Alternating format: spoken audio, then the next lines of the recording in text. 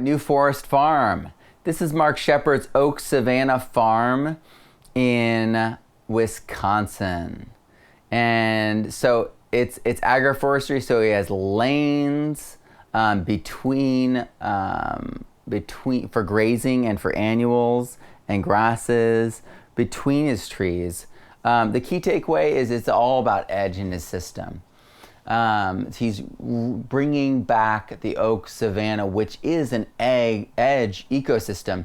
And the reason we haven't been able to see an oak savanna thrive is it was a maintained ecosystem to keep that edge in place to be so productive by the indigenous peoples.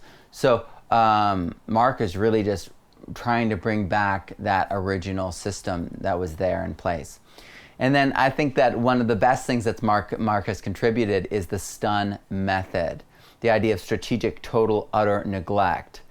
His site, some people have gone to it and said, oh, it's totally neglected. It's like he's given it totally strategic, total utter neglect. And it's like, that's his thing, you know what I mean? And so people have gone and been disappointed. They're like, oh, you just see things laying around and this and that. And it's because he's purposely doing that to strengthen the resiliency of his system.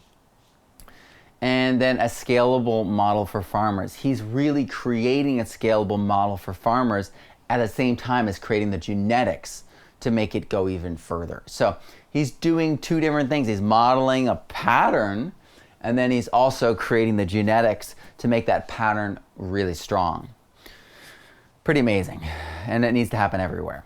Krameterhof, what an example. This is Sepp Holzer's family farm. Joseph takes care of it now. Joseph and Sepp have the same name. It's just the pronunciation, and Sepp is his nickname. Okay, so Joseph, Sepp.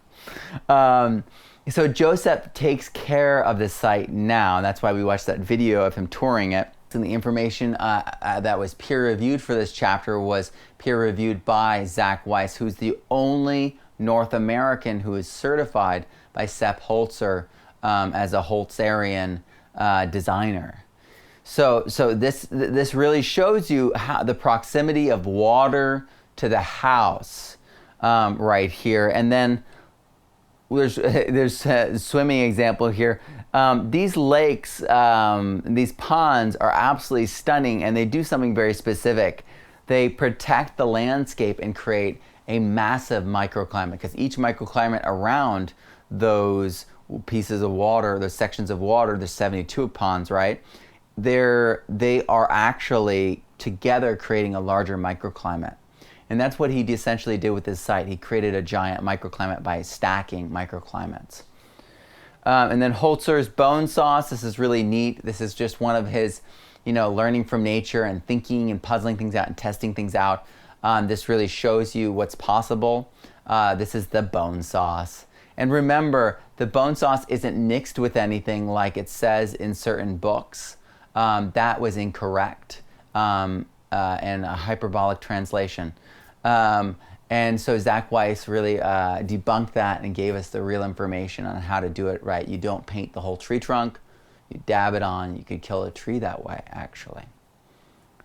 All right, now, this really shows you, if we look here at Krameterhof, we can see all the different ponds. We can see the site up top where it's surrounded by water. And remember, it's a huge elevation change. It's like 1,000 feet difference between the top and the bottom in this picture.